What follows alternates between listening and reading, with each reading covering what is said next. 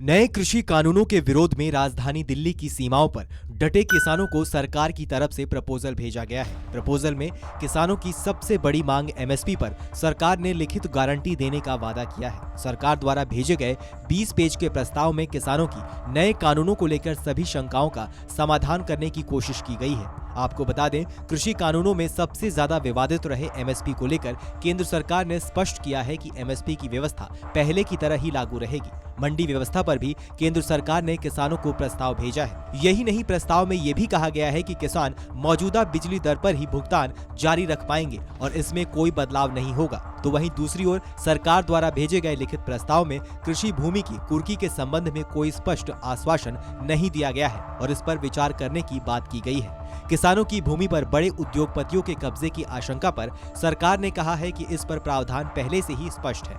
प्रस्ताव में कहा गया है कि किसान की भूमि पर बनाई जाने वाली संरचना पर खरीदार द्वारा किसी प्रकार का कर्ज नहीं लिया जा सकेगा और न ही ऐसी संरचना को बंधक रखा जाएगा। आपको बता दें, सरकार के इस प्रस्ताव के बाद किसान नेता बैठक कर सरकार के इस मसौदे पर विचार करेंगे और अपनी रणनीति तय करेंगे। कई दौर की बातचीत बेनतीजा रहने के बाद किसानों को यह प्रस्ताव भेजा गया है। अब यहाँ पर बड़ा सवाल है कि क्या अब किसानों को सरकार के इस प्रस्ताव से संतुष्टि मिलेगी या फिर किसान कानून को वापस लेने के मांग पर ही अड़े रहेंगे। देश और दुनिया की तमाम बड़ी खबरों के लिए आप देखते रहिए TV9 भारतवर्ष।